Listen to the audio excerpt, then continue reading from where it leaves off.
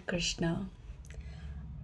आप सब चैतन्य चरितामृत के बारे में सुन रहे हैं और आपको अब पता है कि अद्वैत आचार्य जो शिव जी हैं चैतन्य लीला में, वो अद्वैत आचार्य का आज अपीयरेंस डे है। मतलब उनका आज प्राकट्य दिवस है। वो आज के दिन प्रकट हुए थे। तो अद्वैत आचार्य की ग्लोरिफिकेशन यानी कि शिव जी की ग्लोरिफिकेशन। हम लोग हमेशा हर साल अपना जन्मदिन बनाते हैं और अपने प्रियजनों का, जिनको हम प्यार करते हैं, जो हमारे लिए बहुत ख़ास होते हैं, बर्थडे बनाने का मतलब ये होता है कि हम उसको बहुत स्पेशल फील करते हैं। उसका बहुत स्पेशल प्लेस है हमारी लाइफ में, इसलिए हम बर्थडे बनाते हैं। तो हमारे जो वैष्णव भक्त होते हैं और भगवान का बर्थडे, ये सब भी हमें सेलिब्रेट करना चाहिए। और भक्तों का बर्थडे सेलिब्रेट करने का तरीका सिर्फ ये होता है कि हम उनको उस दिन के लिए याद करें, उस दिन उनको ग्लोरीफाई करें, ताकि उनकी स्मृति हमेशा हमारे हृदय में बनी रहे। ये वो दिन होता है जब उनके बारे में, जो उनकी लीलाएं हुई हैं भगवान की लीलाओं में, उसका स्मरण करके उसका अर्थ समझा जाए, उससे उनकी महिमा समझी जाए कि उनकी कितनी इम्पोर्टेंस है, उनका होना, उनको समझना हमारे लिए कितना आवश्यक है। वो भगवान के कितने प्रिय हैं। क्यों ऐसा है कि भगवान हर लीला में उनको अपने साथ रखते हैं। तो वो जो चीज़ है वो तभी समझ में आ सकती है जब हम उन लीलाओं को ध्यान से पढ़ें या उनका श्रवण करें। वैसे तो हम बहुत सारी लीलाएं पढ़ जाते हैं और ग्लोरिफिकेशन कहते हैं हो गया, बट ये इनफ नहीं होता। भगवान की और भक्तों की एक एक लीला पर बहुत ध्यान से हमें विचार करना चाहिए, बहुत हृदय से पढ़ना चाहिए और भगवान से कृपा मांगनी चाहिए कि भगवान आप समझाओ कि आप इसमें क्या ऐसी गहरी बात है जो मुझे समझनी है। ऐसी कृपा मांगनी चाहिए भगवान से।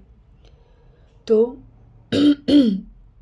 अद्वैत आचार्य अद्वैत आचार्य के बारे में मैं सब कुछ तो नहीं, पर जो मैंने बोला है उसे ध्यान से सुनते हुए, ठीक है, उसे ध्यान से सुनना, पहले बोला हुआ है।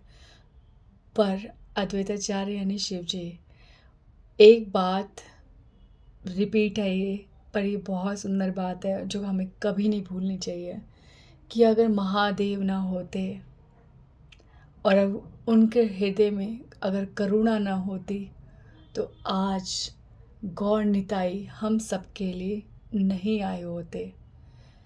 केवल महादेव हैं जिन्होंने इस कठिन, इस अजीब से कलयुग में, जहाँ पे कोई भी व्यक्ति भगवान को, उस सरल भगवान की सरल भक्ति करना नहीं चाहता, उस सरल भगवान के लिए सरल नहीं बन सकता, इस जटिल कलयुग में जहाँ हर व्यक्ति जटिल है, कठिन है, जो हर कार्य जटिलता संघर्ष के साथ करता है और उसको ऐसा लगता है कि हर चीज़ केवल मेहनत और जटिलता के साथ ही मिल सकती है, वहाँ पर महादेव भगवान से प्रार्थना करते हैं कि भगवान, ये कलयुग के लोग बहुत जटिल हैं, इन्हें सरलता सिखाने का काम केवल आप ही कर सकते हो। भक्ति कितनी सरल है कि आप ही समझा सकते हो। इसलिए भगवान, आपके ये जो अब तक जो अवतार हुए ना, ये मूर्ख मनुष्य, जो कलयुग के जो ये जटिल लोग हैं ना, ये नहीं समझ सकते। इसलिए भगवान एक सरल सा रूप लेकर सरलता के साथ सरल भक्ति इनको सिखा दो। और अद्वैत आचार्य ने इस तरह भगवान को पुकारा कि स्वयं भगवान को आना पड़ा गौर निताई बनके, गौरांग महाप्रभु बनके, स्वयं राधा रानी कानू एक शरीर बन के, गौरांग महाप्रभु बन के इस कलयुग में आए और सबको इतनी सरलता से हरे कृष्ण महामंत्र दे दिया, जिसके द्वारा भगवान का प्रेम प्राप्त किया जा सकता है। तो यार वाक्य न करे अन्यथा।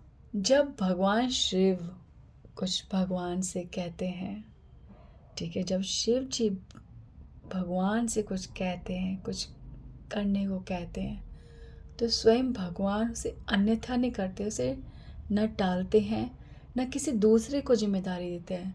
वह कार्य, वह वचनों का पालन स्वयं भगवान उस पूर्ण शरीर, उस अपने पूर्ण रूप के साथ करते हैं।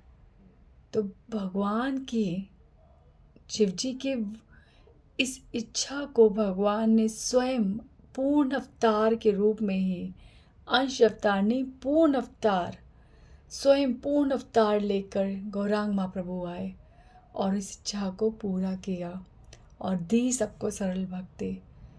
बहुत सरल है क्या? Hare Krishna Krishna Krishna Hare Hare, Hare Ram Ram Ram Hare Hare. Nobody can believe. बड़े से बड़े भक्त, बड़े बड़े लोग, कोई भी ये विश्वास नहीं कर सकते जब तक उन महादेव और गौरांग महाप्रभु की जब तक कृपा ना हो, नहीं समझ में आ सकता कि ये महामंत्र जो है सब कुछ देने के योग्य है, सब कुछ अनअटेनेबल, असंभव चीज़ को भी हमें दे सकता है। ये हरे कृष्ण महामंत्र, ये तब तक नहीं समझ आ सकता जब तक गुरु और गौरांग की कृपा नहीं हो जाए, जब तक महादेव और स्वयं गौरांग महाप्रभु कृपा ना कर दे। जब तक हम गौरांग महाप्रभु की लीलाएं नहीं समझेंगे ना, तब तक असंभव है कि यह हरे कृष्ण महामंत्र है क्या।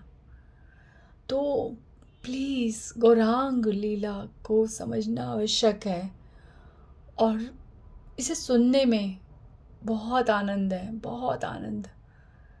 जीवन बहुत सरल हो जाता है। जब तक भगवान के सरल रूप को हम नहीं समझेंगे, तब तक नहीं जान पाएंगे कि भक्ति पाना बहुत सरल हो चुका है इस कलयुग में, इस हरे कृष्ण महामंत्र के द्वारा।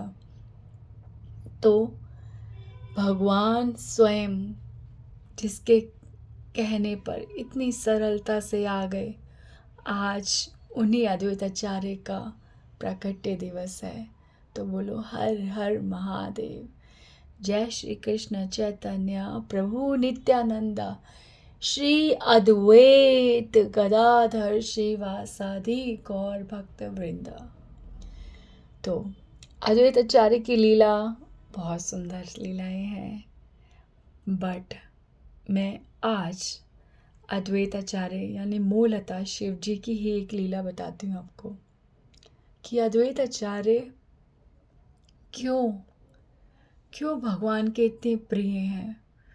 क्यों रामेश्वरम में राम जी ने ये कह दिया कि जो शिव को नहीं भजता वो मुझको नहीं पा सकता। मैं स्वप्न में भी उसकी शक्ल नहीं देखता जो शिव की महिमा को नहीं जानता। और स्वयं शिव ये कहते हैं, जो राम और कृष्ण की महिमा नहीं जानता, जो उन्हें भगवान नहीं समझता, मैं उनका मुख नहीं देखता। ये दोनों किस प्रकार एक दूसरे के पूरक हैं। ये शिव तत्व कितना आवश्यक है समझना। ये क्या कारण है कि भगवान को शिव जी इतने प्रिय हैं कि अपनी हर लीला में भगवान शिव जी की इम्पोर्टेंस, उनका महत्व स्वयं बताते हैं। तो ये तभी संभव है जब हम उनके बारे में श्रवण करेंगे, उनकी लीलाओं को बहुत ध्यान से सुनेंगे। तो आज मैं शिव जी की एक लीला बताती हूँ आपको, ठीक है। मैं इसे पूरा नहीं करूँगी क्योंकि इसको पूरा समझने के लिए आपको भागवतम में जाना पड़ेगा।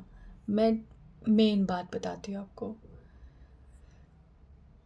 जब समुद्र मंथन हुआ था, ठीक है, समुद्र मंथन हुआ और समुद्र मंथन में सबसे पहले विष उत्पन्न होता है जिसे शिव जी पीते हैं, ठीक है।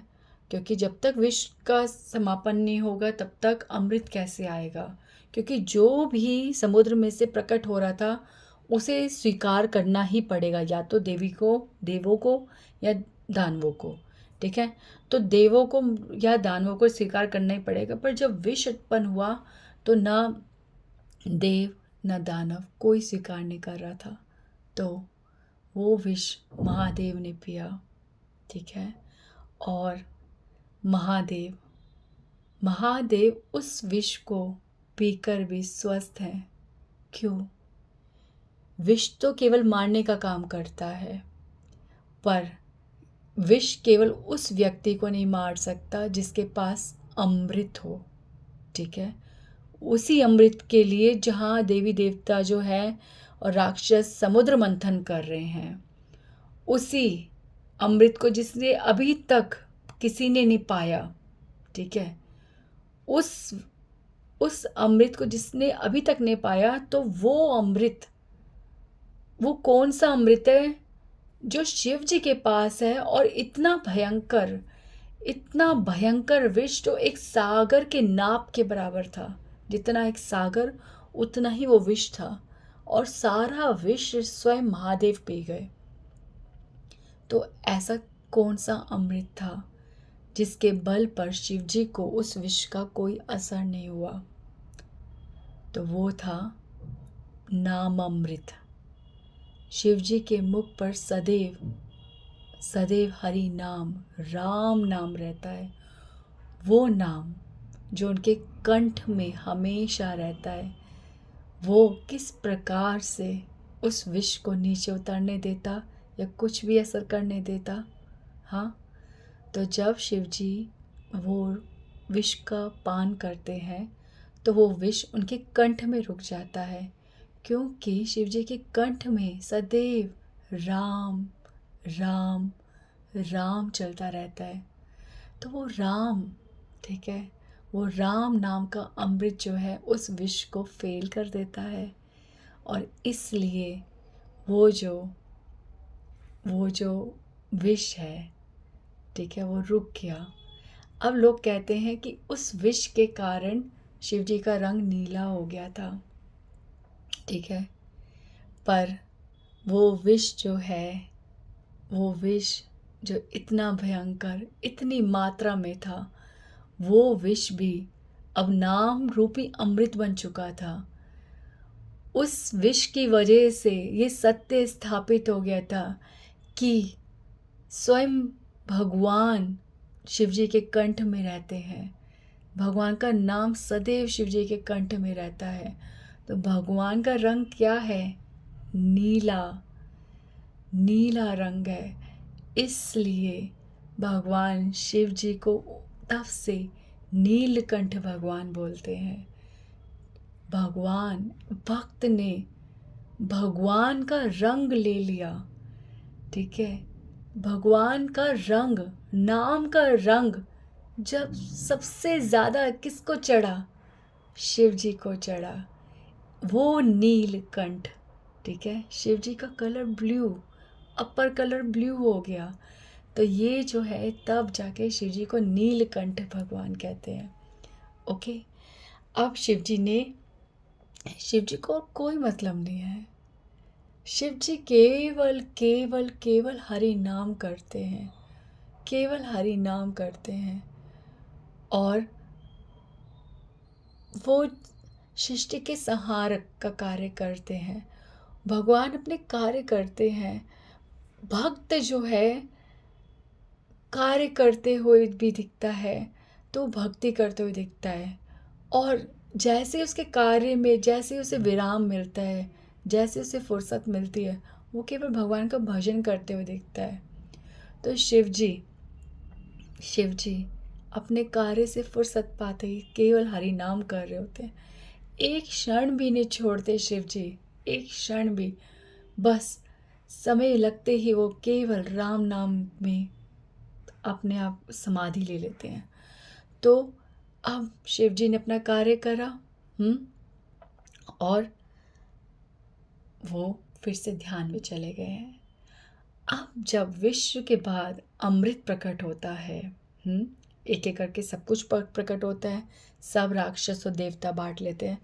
पर जब अंत में अमृत प्रकट होता है, तो अमृत जब प्रकट हुआ तो वो राक्षसों ने अपने बल पर अर्जित कर लिया, खींच लिया देवताओं से। अब आती है बात कि अमृत राक्षसों से लिया कैसे जाए। तब भगवान कृष्ण मोहिनी अवतार लेते हैं। मोहिनी अवतार, तो भगवान कृष्ण जब मोहिनी अवतार लेते हैं, अब आप कोई न्यू अगर लिसनर है तो प्लीज़ लिसन ध्यान से कि भगवान कृष्ण के जो होते हैं 10 अवतार होते हैं, ठीक है, 10 अवतार भगवान कृष्ण के। भगवान 10 अवतार स्तोत्र जो होता है, जिसमें हम मीन, कच्छप, ठीक है, और वामन, वराह और नरसिंह और क्या बोलते हैं, बलराम जी, परशुराम जी, राम जी, कलगी, बुद्धा, ये सब जो हम वर्णन करते उसमें कृष्ण नहीं आते, ठीक है। इन 10 अवतार में कृष्ण नहीं आते, क्योंकि कृष्ण जो है पूर्ण भगवान, परम भगवान है, वो अवतार लेते हैं, ठीक है, वो अवतार लेते हैं। वो अवतार वो मूल रूप है, इसलिए भगवान का मूल रूप जो है वो ही मीन बन के आते हैं। भगवान कृष्ण जो है वो कच्छप बन के आते हैं। भगवान कृष्ण जो है वो नरसिंह बन के आते हैं। भगवान कृष्ण जो है अब मोहिनी बने हैं, ठीक है। तो जब वो मोहिनी बनते हैं, अब सॉरी, अब लीला सुनना, अब मूल लीला जो मैं बता रही हूँ ध्यान से सुनना। भगवान कृष्ण जब मोहिनी बनते हैं, तब वो जो अमृत है वो राक्षसों को और देवताओं में बांटने का आडंबर कर रहे हैं। अब राक्षस जो है पूरी तरह से अट्रैक्ट हो जाते हैं, ठीक है, और वो जो है ये सोचते हैं कि वो अमृत उनको मिलेगा, ठीक है, वो पेशेंस रखते हैं। और तब तक भगवान कृष्ण जो है मोहिनी के रूप में वो देवताओं को अमृत पिला देते हैं, ये आप सब जानते हैं।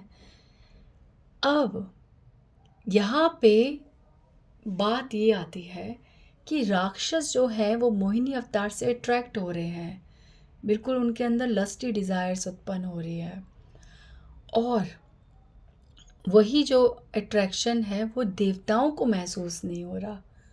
क्यों? क्योंकि भगवान प्रकट कर रहे हैं कि वो कृष्ण रूप है, वो स्वयं कृष्ण है, और देवता समझ रहे हैं कि भगवान मोहिनी बने हुए हैं पर है वो कृष्ण। तो उनकी जो समझ में जो है वो दिख रहा है कि जो स्त्री है वो भगवान ने रूप ले रखा है, इसलिए वो भगवान को मूल रूप में देख रहे हैं, कृष्ण रूप में देख रहे हैं, और इस तरह से वो लस्टी डिज़ायर्स उनके अंदर उत्पन्न नहीं होते, ठीक है। अब इस बात को हम साइड करते हैं, ओके। अब जब ये सब हो रहा है ना, तो यहाँ पे शिव जी नहीं है, देवता जो हैं वो अमृत के लिए कर रहे हैं। शिव जी को कौन सा अमृत चाहिए? हाँ, जो विष पी गए उनको कौन सा अमृत चाहिए? शिव जी के पास तो सदैव ये अमृत जीवन देने वाला ये तो कुछ भी नहीं है। जिसके पास नाम अमृत है ना, उसको तो कोई भी नहीं मार सकता। तो शिव जी जो स्वयं इस अमृत की महिमा पूरे जगत को बताते हैं, जिसका स्वयं वो उदाहरण है, हाँ, जिसके पास सदैव वो अमृत है, वो ऐसे अमृत के लिए क्यों जाएंगे जो एक साधारण सा जीवन दान देता है? तो शिव जी वहाँ पे नहीं है। तो अब ये सब लीला जब समाप्त हो जाती है, ठीक है, तब शिव जी को पता चलता है कि भगवान ने इस विष का इस अमृत को देवताओं को पिलाने के लिए मोहिनी के रूप का अवतार लिया था। अब शिव जी भगवान के पास जाते हैं, ठीक है, जहाँ भगवान वास करते हैं। शिव जी पार्वती के साथ और नंदी जी के साथ और शिववासी जो वहाँ पे हैं, जो कैलाशवासी हैं, उनके साथ वहाँ पे जाते हैं जहाँ भगवान वास करते हैं। और शिव जी अब भगवान से कहते हैं कि हे भगवान, हे प्रभु, आपका ऐसा कौन सा अवतार है जब आप अवतार लो और मैं दर्शन ना करूं, तो भगवान आपके इस मोहिनी रूप से मुझे क्यों वंचित करा आपने? क्या ये मैं नहीं देखूंगा?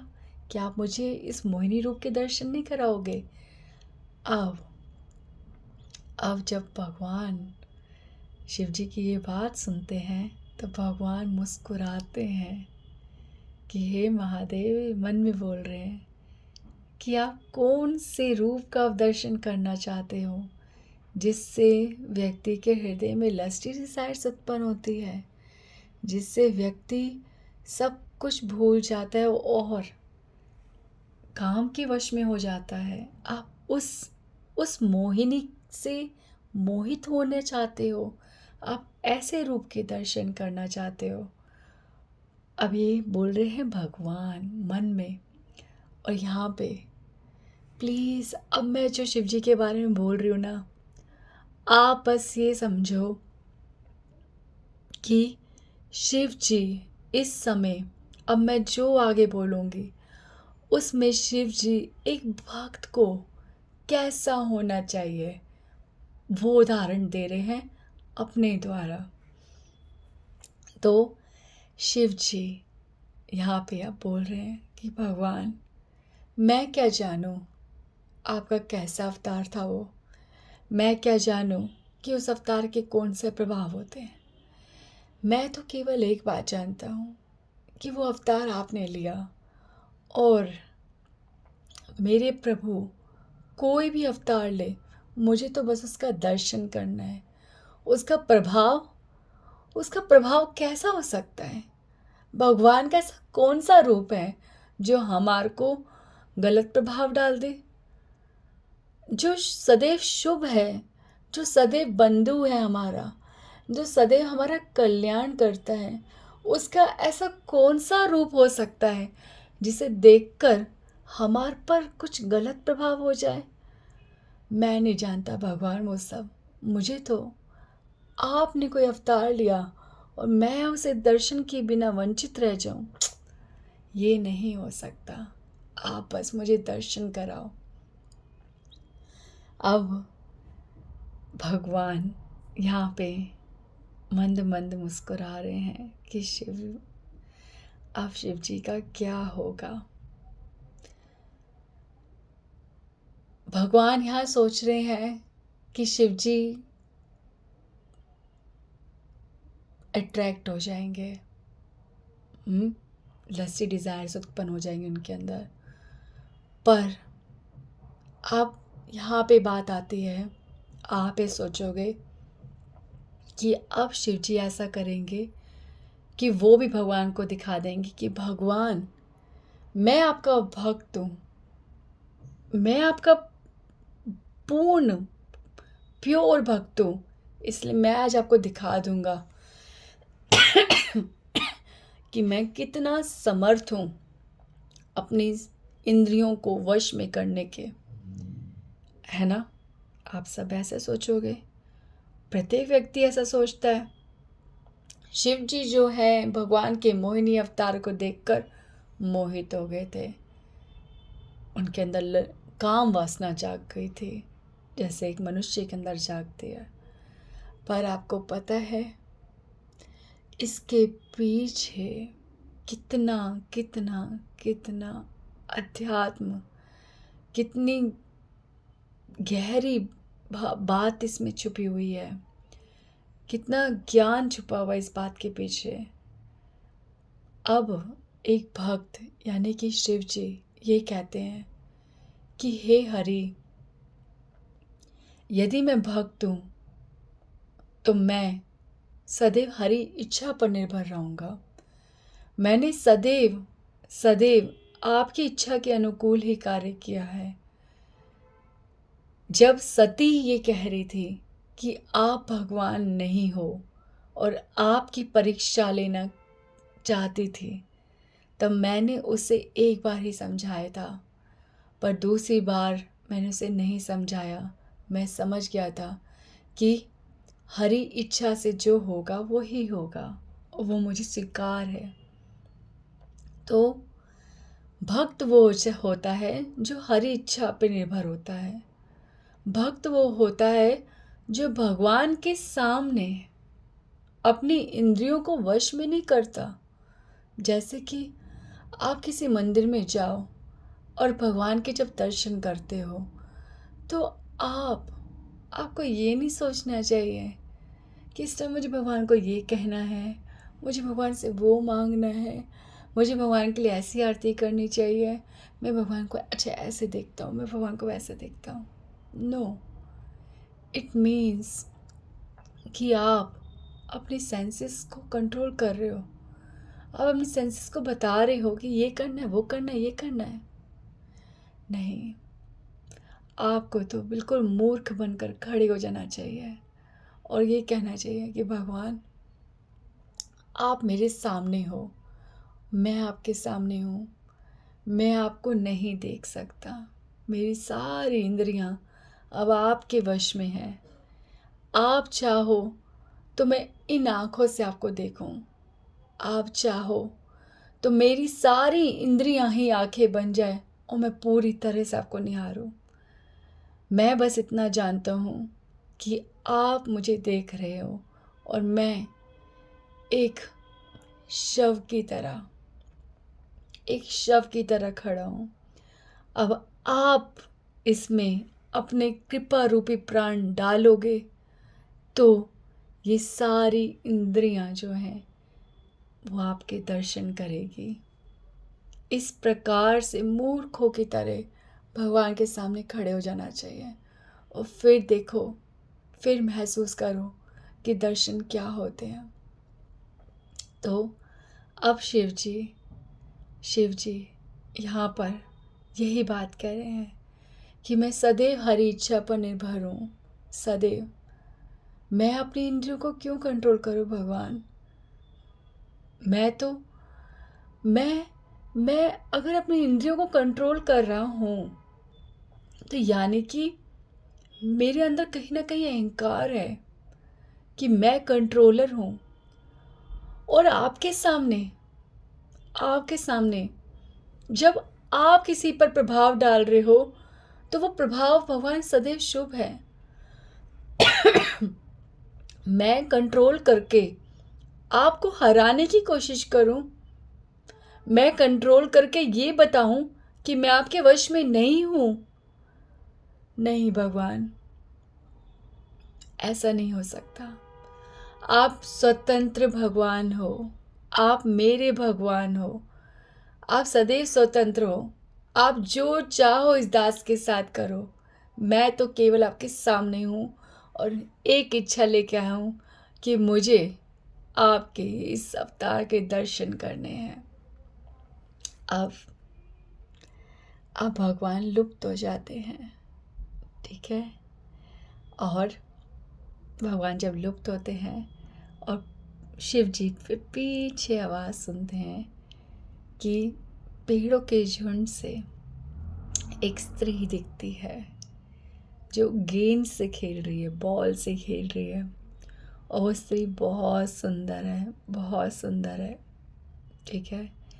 अब ये सब जो वर्णन है ना, भागवतम पढ़नी पड़ेगी कि किस प्रकार जो भगवान जब मोहिनी बनते हैं, किस प्रकार भगवान शिव को अट्रैक्ट करते हैं और शिव जी अट्रैक्ट हो जाते हैं। अब ये सोचो कि कोई सोचेगा, कोई कहता होगा कि शिव जी में काम वासना आ गई, पर ये काम वासना नहीं है, ये भगवान की विजय है। उन महान देव को जिनको कोई भी अट्रैक्ट नहीं कर सकता, स्वयं पार्वती अट्रैक्ट नहीं कर सकती, जिस पे काम का कोई प्रभाव नहीं है। जब सती माता के बाद पार्वती माता का जन्म होता है, सती माता जब पार्वती बन के जन्म लेती है और शिव जी को पार्वती जी के साथ विवाह करना पड़े, ऐसा कार्य संपन्न हो, कामदेव शिव जी के हृदय में काम उत्पन्न करने जब आता है तो शिव जी काम को भस्म कर देते हैं। जिस काम को भगवान शिव ने भस्म कर दिया, क्या ये वही काम है जो आज शिव जी को अट्रैक्ट कर रहा है? नो, ये वो काम नहीं है, ये वो लस्ट नहीं है, ये काम देवता वाला काम नहीं है, ये तो मदन मोहन है। ये मदन नहीं है, मदन यानी कि भौतिक जगत के लिए मदन, काम, पर भक्तों के लिए मदन मोहन यानी काम को भी जो मोहित करते हैं, यानी कि स्वयं भगवान कृष्ण जो स्वयं भगवान है, ठीक है, वो मदन को भी मोहित करते, इसलिए वो मदन मोहन कहलाते हैं। तो भगवान शिव को जो अट्रैक्ट कर रहे हैं वो मदन मोहन है। वो जो काम उत्पन्न हो रहा है वो यदि ना होता तब तब वो भक्त कैसा जो अपने भगवान को विजयी न होने दे। भगवान को कितना बल लगाना पड़ा था शिव जी को अट्रैक्ट करने के लिए। इतनी अदाएं तो भगवान ने मोहिनी अवतार वाली अदाएं उस समय ने दिखाई थी, देवी जब देवता और राक्षस थे, जितनी अदाएं भगवान शिव को दिखाई। भगवान जब कोई अवतार लेते हैं तो उसमें भगवान को संतुष्टि चाहिए, संतुष्टि। तो जब भगवान वामन बनते हैं तो भगवान पूरी तरह से भिक्षुक बनते हैं, पूरी तरह से बल लगाते हैं कि किस प्रकार से भिक्षा अर्जित की जाए। और इसमें स्वयं बलि महाराज ने उनको संतुष्ट किया। भगवान जब नरसिंह बनते हैं तो भगवान के अंदर इतना क्रोध है, इतना क्रोध है, जिसको केवल और केवल हिरण्यकशिपु ही संतुष्ट कर सकता था। और उसने खूब युद्ध किया भगवान के साथ, भगवान को खूब संतुष्ट किया। तो भगवान जब राम बन के आते हैं तो कितनी हद तक भगवान मर्यादा का पालन करते हैं और भगवान को संतुष्टि प्राप्त होती है। तो अब जब भगवान मोहिनी बनकर आए हैं तो राक्षस जो एक साधारण कन्या को देखकर भी अट्रैक्ट हो जाते, भगवान को क्या आनंद आया होगा बताओ।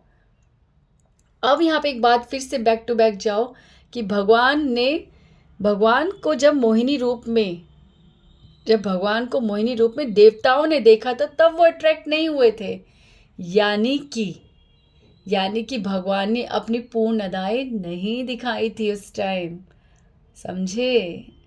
दूसरा, भगवान जब कृपा करते हैं ना तभी भगवान के अवतार के साक्षात दर्शन होते हैं, उस अवतार का मतलब समझ आता है। और वो अवतार अपनी पूर्ण लीला केवल उसी पर करते हैं, उसी को दिखाते जो उस कृपा का पात्र होता है, उस कृपा के योग्य होता है। तो देवताओं ने मोहिनी अवतार जब देखा था तो उन्हें कृष्ण ही दिख रहे थे, उन्हें मोहिनी नहीं दिख रही थी, ठीक है। और राक्षसों को जो मोहिनी दिखी, भगवान अपने पूर्ण वो अदाओं में नहीं थे, इतने में ही वो राक्षस अट्रैक्ट हो गए। तो भगवान अभी संतुष्ट नहीं हुए। अब आए शिव जी। तो जब शिव जी ने इच्छा करी मोहिनी अवतार देखने की तो भगवान ने पूरी तरह से जो मोहिनी अवतार में जो मोहिनी रूप, मोहिनी मतलब अट्रैक्ट करना, मोहिनी यानी अट्रैक्ट करने वाली, अब भगवान ने पूरी मोहिनी लीला करी, पूरी तरह से वो सब अदाएं दिखाई जिससे शिव जी अट्रैक्ट हो सके। ये भगवान और भक्त की बात होती है। भगवान जब भी अवतार लेते तो केवल भक्त ही संतुष्ट कर सकता उन्हें, और कोई नहीं। हिरण्यकशिपु भक्त था, बलि महाराज भक्त थे, शिवजी भक्त है। तो भगवान जब अवतार लेते हैं तो केवल उनका भक्ति उनको उस अवतार में संतुष्ट कर सकता है। तो जब भगवान ने इतनी अदाएं दिखाई, आप प्लीज़ उसे पढ़ो कि भगवान कैसे झुकते हैं, कैसे भागते हैं, कैसे इधर उधर नज़र घुमाते हैं, ये सब जो हुआ। और शिव जी जो है पूरी तरह से भगवान के कंट्रोल में आते हैं। ठीक है। तो भगवान जो है, भगवान संतुष्ट होते हैं और शिव जी संतुष्ट होते हैं कैसे? हार कर। ये हार जो है शिव जी की विजय है, ये शिव जी की विजय थी। ठीक है।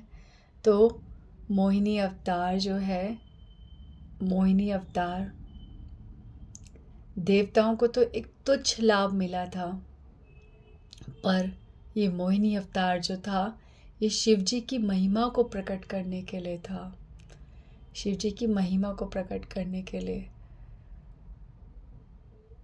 और बहुत कुछ था। भगवान तो कुछ अलग ही निकलवा देते हैं मुँह से। कुछ सोचा था कि बताना है, पर मैं ये ना एक्चुअली बहुत सेंसिटिव टॉपिक है, तो बहुत डिटेल में भी नहीं बोल सकती। तो अच्छा ये होगा कि आप इसे खुद पढ़ो। ठीक है।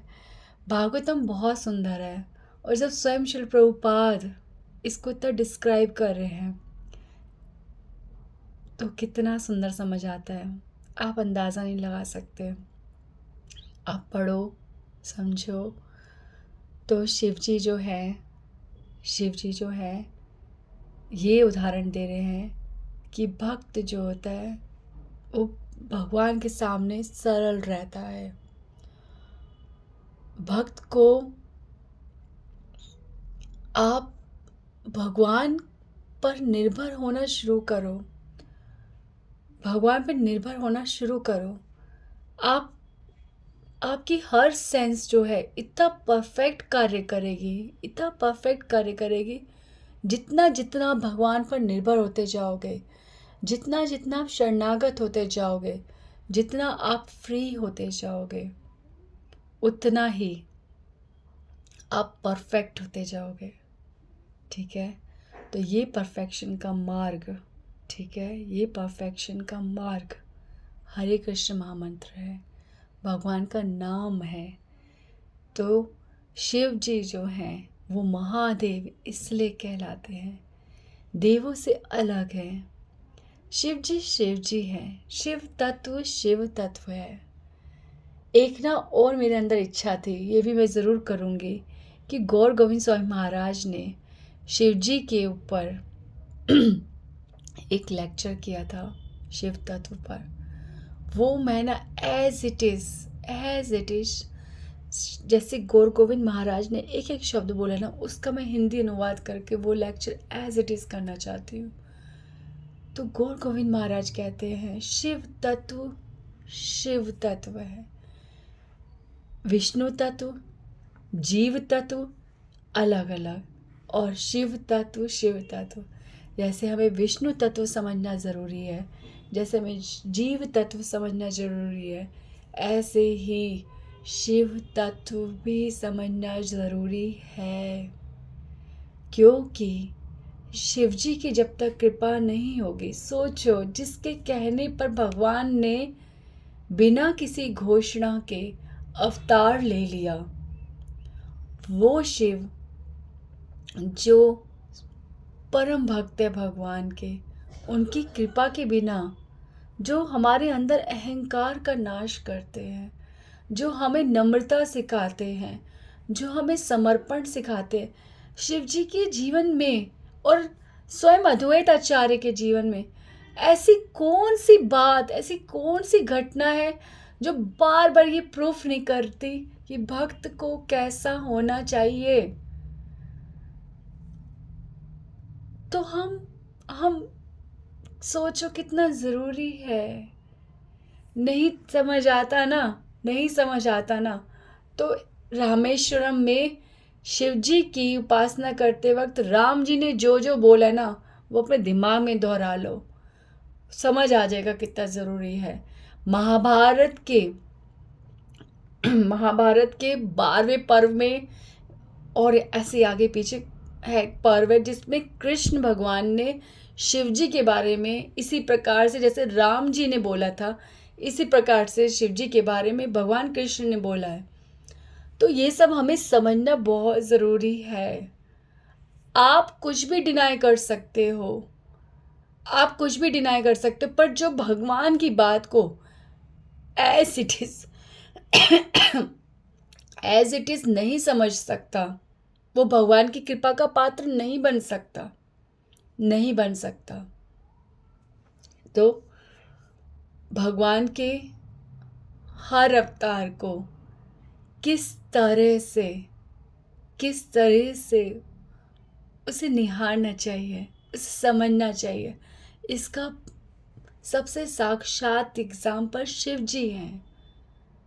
शिव जी ने बताया है कि जिससे आप प्रेम करते हो, उसका कोई भी रूप हो, आपको उससे उतना ही प्रेम होना चाहिए।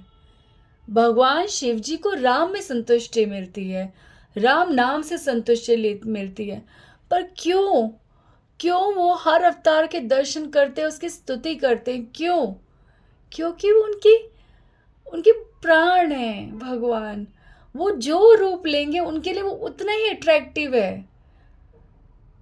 आप किसी को जब प्रेम करते हो तो वो किसी भी वस्त्र में हो, किसी भी अवस्था में हो, वो बिखरा हुआ हो, वो संवरा हुआ हो, वो जैसा भी हो, आपको अट्रैक्ट करता है। तो क्या शिव जी ऐसे अवतारों को, जिनकी सदैव, जो उनके स्वयं भगवान का रूप है, उसको प्रेम करते हैं? वो हमें यही सिखाते हैं कि आप अगर अपने भगवान को प्रेम करते हो तो भगवान के हर रूप से, हर अवतार से आपको प्रेम होना चाहिए, ना कि आपको ये कहना चाहिए मेरे भगवान तो ये हैं, तेरे भगवान तो ये है। बस इन सब में हम लगे रहेंगे और हमारे कृपा से वंचित होते रहेंगे हम, और कुछ नहीं। ना भगवान, ना स्वयं भक्त ऐसे व्यक्ति को पूर्ण स्वीकार नहीं कर सकते। They will accept you either partially, conditionally, और will not accept you completely. तो तभी हो सकता है जब भगवान के हर रूप में उतना ही प्रेम हो। भगवान राम में कृष्ण मत ढूंढो, भगवान राम को राम देखो। भगवान कृष्ण को राम मत समझो, भगवान कृष्ण को कृष्ण रूप में ही समझो। गौरांग को मत ढूंढो राम है भगवान, गौरांग को मत ढूंढो कृष्ण है, गौरांग को गौरांग देखो यार। ऐसा होता तो भगवान हर लीला में इतनी हर अवतार में इतनी लीला क्यों करते? हर अवतार की एक लीला है। उस हर लीला में भगवान हर बार कुछ सिखा रहे हैं, हर बार एक नया चैप्टर है। आप करेक्टर एक देखते हो पर चैप्टर नहीं समझ रहे कि वो करेक्टर इस टाइम पे क्या प्रेजेंट कर रहा है। Please please please, if you are listening to me, I request you, I really request you, please understand. भगवान के हर अवतार बहुत सुंदर हैं और उनको एज इट इज़ समझना, उनको एज इट इज़ प्रेम करना बहुत ज़रूरी है। इससे ऐसा नहीं होगा कि आप जिस भगवान के जिस भी रूप से आपको प्रेम है उसमें आपकी श्रद्धा कम हो जाएगी। ऐसा नहीं होने वाला, बल्कि दिन दुगनी रात चौगनी, पल पल आपकी भक्ति, आपका प्रेम, आपका समर्पण बढ़ता ही जाएगा। चारों दिशाओं से कृपा मिलेगी। भगवान हाथ फैला के हमें हर रूप में आलिंगन करेंगे। ओके, तो हर हर महादेव, जय अद्वैताचार्य, हरि बोल, श्री राधे।